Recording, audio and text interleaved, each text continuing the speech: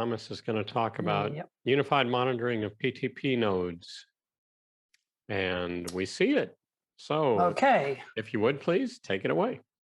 thank you. So thank you for the opportunity to present ongoing work that's happening in SMPTE. And for once, this is actually ongoing work, and I'll explain why it's being shared outside of the walls of the typical technology committees of SMPTE in a minute. So the reason why we're talking about timing, as everyone knows, is that it's a fundamental pillar to building systems such as 2110. And without reliable timing, it being over the LAN or the WAN, it is going to complicate the synchronization of all their flows. So that's obviously one of the reasons why we all either love or have a dislike for PTP when it doesn't work. So the reason why we want to do this in terms of monitoring is we need end-to-end monitoring. We can't just look at individual nodes and try and figure out what's working. We need to understand the state of an ordinary clock, whichever state it happens to be running in terms of followers or senders. We need to understand if it's a boundary clock, a transparent clock. We also need to know the grandmaster and the other grandmasters that are in standby, what is their current state or what will be their state when they are elected to becoming the new time reference. And one thing we need to remember in PTP is the fact that whilst the standard defines the communication a lot about how the stack itself works, control loop, servo, filters, and so on, are within the realm of the secret source of the different PTP stack vendors. Pretty obvious when it's in an open source, you can go and read the code. Less obviously when it's a proprietary solution, commercial solution. And what that implies is that we have this sort of Tower of Babel problem. We have all these different implementations and all these different sets of equipment that are working or attempting to work together. And again, as I said, when it works great, everybody's happy and no one thinks about it. And that's what it's supposed to be.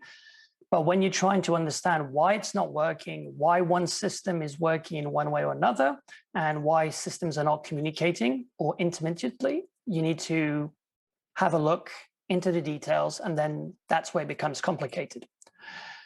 During the various 2059 interop events, we tried to log the information that was being produced by various stacks. Implementations. Obviously, it was early days, so everyone was catching bugs. But more to the point, we were having a hard time understanding and comparing apples to apples in terms of implementations because the reporting was extremely diverse and with many different default points. So interpreting the meaning of the values and coming up with a coherent and consistent view of the world was complex, which obviously has been replicated in various systems that have been deployed.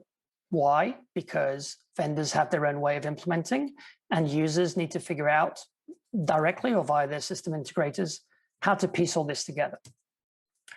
So the motivation around this was to create what we call a recommended practice that is tailored to meet the requirements of specifically 2059, but actually in general, all PTP monitoring systems.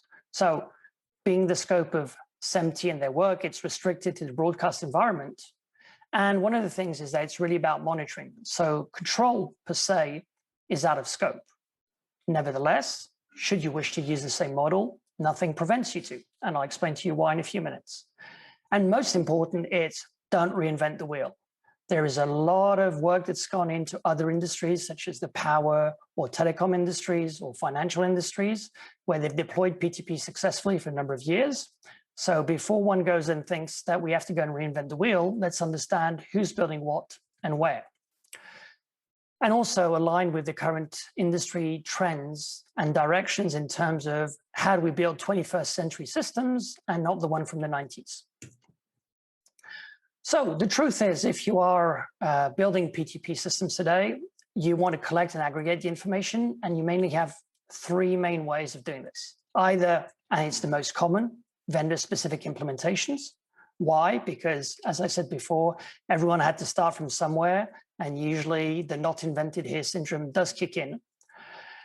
The next two options have been standardized a few years ago, driven by the telecom industry. These are two RFCs that are published, the 8173, which is, for those who still wish to be in the 90s, a SNMP MIB, usually good for legacy systems or for having a de facto starting point in terms of monitoring. But remember, we live in the world of milliseconds, microseconds, and nanoseconds, and doing SNMP polls might not be the most ideal way of communicating with a live timing system. Another approach, which is more up to date, is using a Yang data model. So for those who are not familiar with Yang, it was developed in the early 2000s, mostly driven by the telecom industry, and stands for yet another next generation. It is a framework that is heavily used in the telecom industry, and that's where it's been driven over the last 10 years and is gaining adoption beyond the telecom space. So those are your three options. But then the next thing is, well, once I get this data, what is it that I need out of it? So the data definition and the representation of the data are the two key elements here. And this is important because without having this consistency in the way that the data is represented, it being, if there is no data, data is unavailable, data is out of range, or data is just not the right information, that's one way of treating data. And then, of course, there is data when you actually have information, and what is the default value, and what are the max, and what are the min. So all these different elements need to be taken into account in the consistency of the data. With that, we can compare and actually validate the data, again, end-to-end and across the system. What's important is also we want to scale something that goes from the two-man in a van, or let's say an OB truck, to take something a little bigger, to a full-blown distributed network, or something like the Olympics and an IBC and many companies working together to build a coherent system that is being used for live production or any other means. So we have a diversity in terms of size and number of nodes, and obviously vendors and software versions and firmware versions and everything else that goes into the mix. And last but not least, that data needs to be consumed in many different ways. It needs to be pushed, it needs to be pulled, it needs to be streamed, and at scales that are data center scaled, i.e. tens of thousands of nodes in future systems. So why or what are the trends in the industry? I mentioned Yang before, and both the ITUT for the telecom work and the IEEE 802 had a joint workshop a year ago with a session about Yang data modeling, because for them, that is the cornerstone to taking this forward. In the meantime, the IEEE has also declared a new project or a series of projects in the 1588 working group in order to address defining the MIB and the Yang data model directly within the IEEE. And of course, as I mentioned, the reason why I'm presenting today, the fact that SMPTE from a broadcast and media perspective is focused on the end-to-end capabilities in this context. So the work that has been going on within the 2059 group has been to take the best of breed and what is the most coherent. So peeling the onion and taking all the layers back from all the different specs. And we've pulled together what we believe are the best elements of the PTP MIB in terms of definition of the fields and formats and values. We added also the 8575 PTP Yang model, which actually is the basis of the 2059 effort. We know that beyond PTP, a lot of people need information about the actual reference clock. And there is a very well-documented and well-used project, open source project called GPSD, which provides a lot of GNSS information, so satellite constellations, state, and so on across multiple systems. And then there's a set of additional data sources, such as 2059-1 TLV information, and so on. Combining all the sources of information with the relevant fields, this is the basis of the work for the SMPTE RP 2059-15 Yang data model. And the goal, as I mentioned before, is really to standardize the model for monitoring 2059 systems end to end. So this is the ongoing work, but it's also been influenced and impacting other areas in our industry, such as the EBU's technology pyramid. So the 2020 revision actually added into the time and sync element of the pyramid the fact that PTP monitoring should be included. using 8575 or 8173, and hopefully one day 2059-15 once it's been actually published.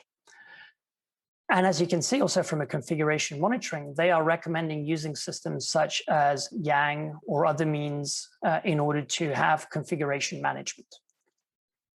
So it is aligned with the goals of the industry.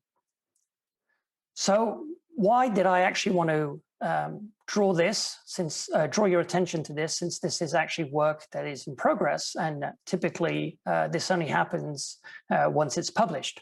Well, the reason is something called a public committee draft, which is, I would say, a recent concept in the SMPTE technology community, where they actually publish during the drafting phase a stable candidate draft, or committee draft, I should say, which can be viewed and reviewed beyond the members of the SMPTE technology committee. So the idea, and one of the reasons why we are promoting this activity, is we are liaising not only with groups such as VSF, but also with the standards bodies, ITUT, IEEE, and others, which are involved in PTP and timing and monitoring, in order to attempt to align the work that's going on, in order to receive feedback, and also feedback from software developers and implementers, it being for open source projects or closed source projects or endpoints, obviously implementers too. We want to make this as useful and as aligned with the requirements from the industry. Obviously, the goal is, once again, to provide consistent and repeatable monitoring method across all devices that exist in the system. Now, what does this actually look like? And this is the, I would say, the core of the information you'll be invited to review, should you wish to. Is we use within Yang a number of containers, and there are child nodes in that model. We have, first of all, one called PTP, which is based on 8575. It's actually 8575, so the Yang data model, they're standardized. And that by definition is read-write, because we're not changing the properties that exist in the RFC itself. Implementers and users obviously can restrict that should they wish to. The others are the ones that we've added to the 2059-15 model, such as the Gnss Monitoring, which is based on the GPSD information that was available and augmented and aligned in order to support grandmasters that have multiple ports, grandmasters are using multiple constellations and satellite systems, augmentation systems, in order to have a coherent and future-proof representation of time, since GNSS is the most common reference clock that is used. That being said, we allow for other references, of course, in this model. The 2059-2 monitoring dataset also takes in specific values that have been defined from the specifics that were in the standard. So those are being added as part of its own set of information. Grandmaster monitoring is, again, not the GNSS side, but the state of the grandmaster with values that are declared as useful for the purpose of broadcast and generally speaking, grandmaster monitoring. So all these elements have been tied together so far. And then the 8173, which, if you remember, is the PTP MIB. Again, we've taken information that was available in that model, which we felt was not represented in the other elements that we already had. Again, the idea is to provide this coherent and cohesive view of the whole system. Once again, we're talking about monitoring. So it's a read-only model in the way we define it, but nothing prevents a user or a vendor who wishes to do so to also use it for control. So should you actually wish to enable it, you could have an implementation that actually not only monitors the system in a coherent manner across all platforms, but also control the system in a coherent manner across all platforms. Again, we're talking about the data model and the data model representation here. So I've sort of gone through my time. The summary is really about building an end-to-end PTP monitoring framework.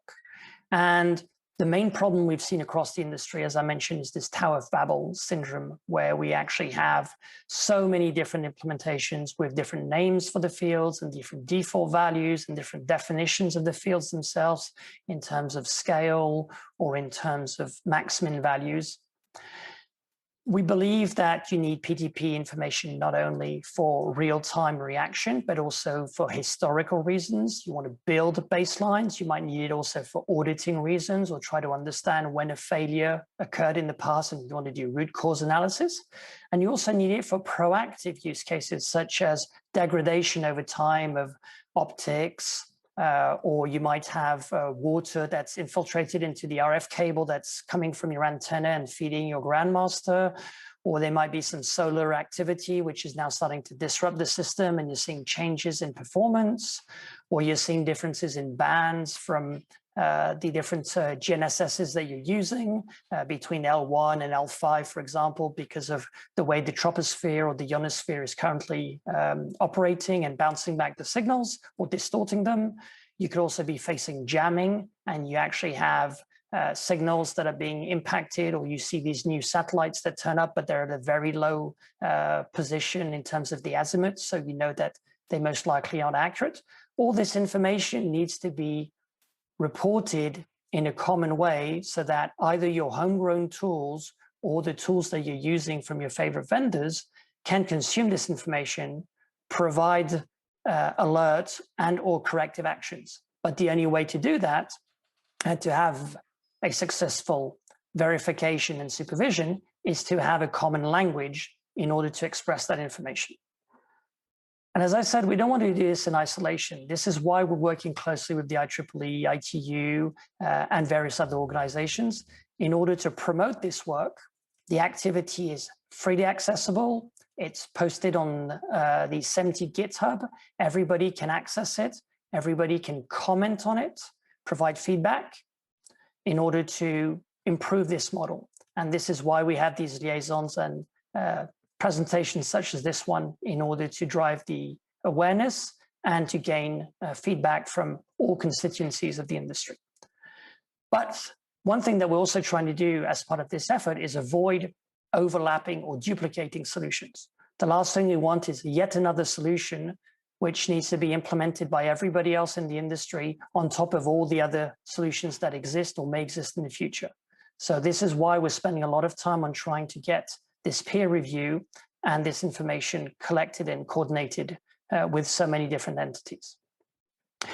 Which ultimately brings me back to the reason why I wanted to present today, and thank you for the opportunity, is we're looking for industry collaboration and feedback. Feedback from formal entities, feedback from users, feedback from vendors, all sorts of possibilities and views in order to express your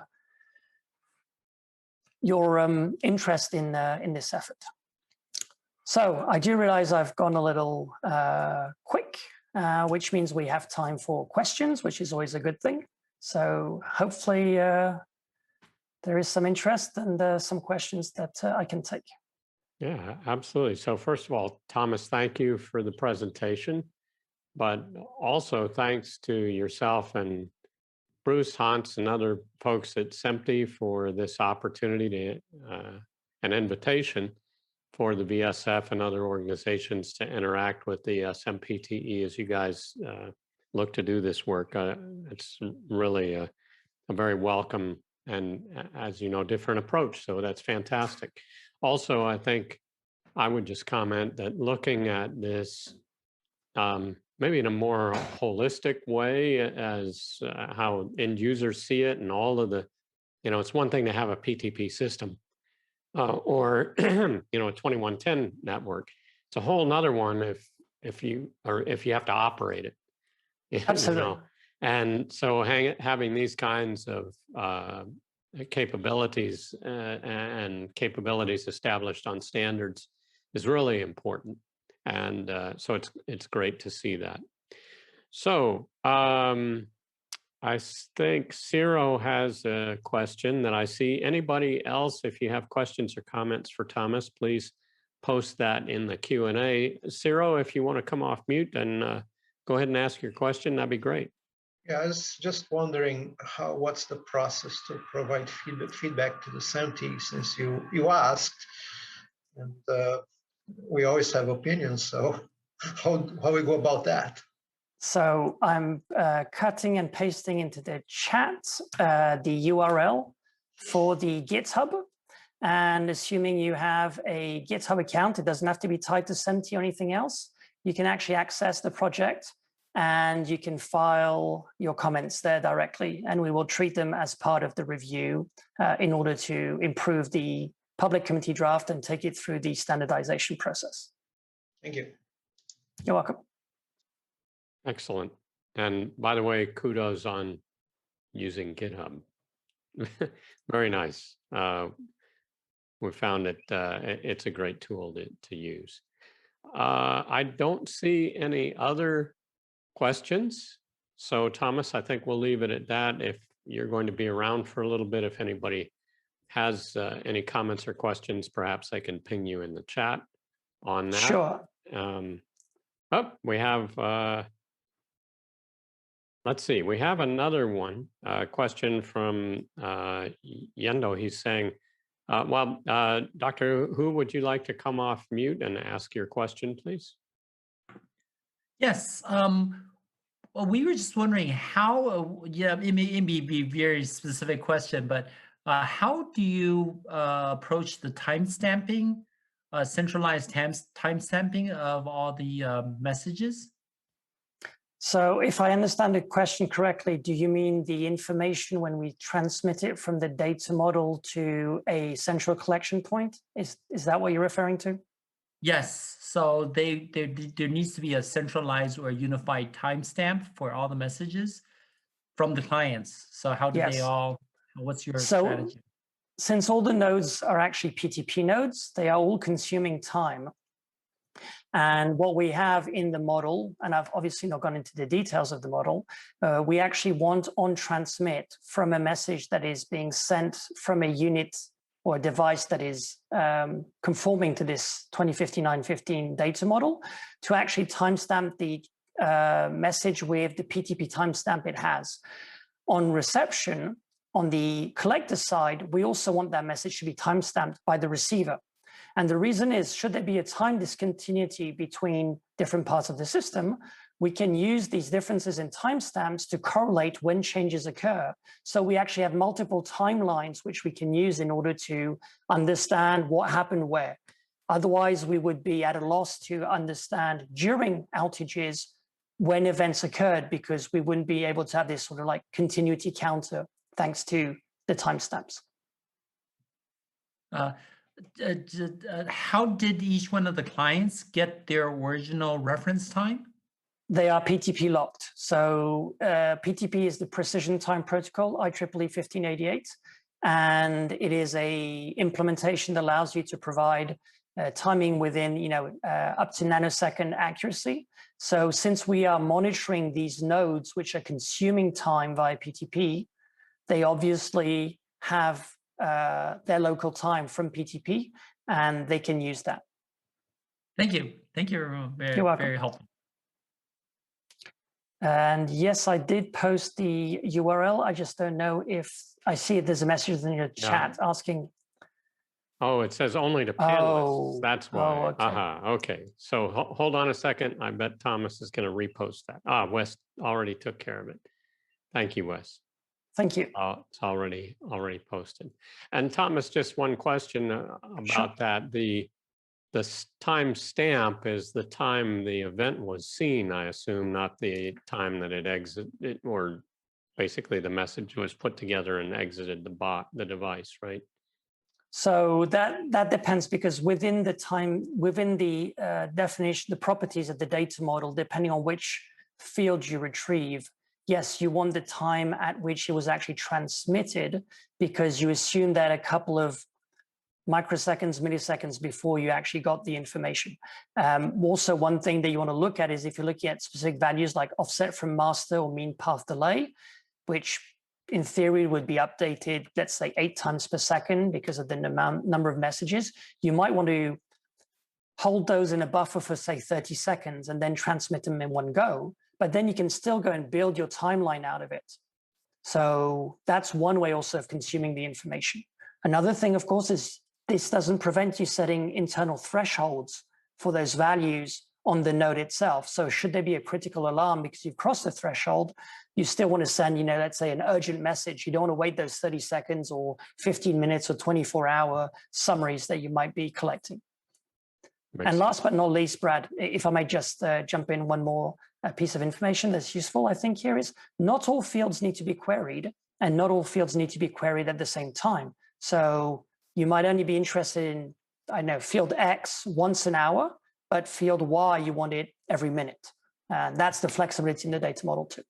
Yeah, that absolutely is the case, and that's a best practice. You see that quite a bit in ITE anyway. So excellent, very good, and great news. I hear a number of positive things here.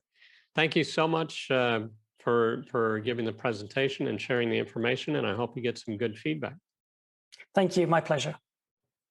Excellent.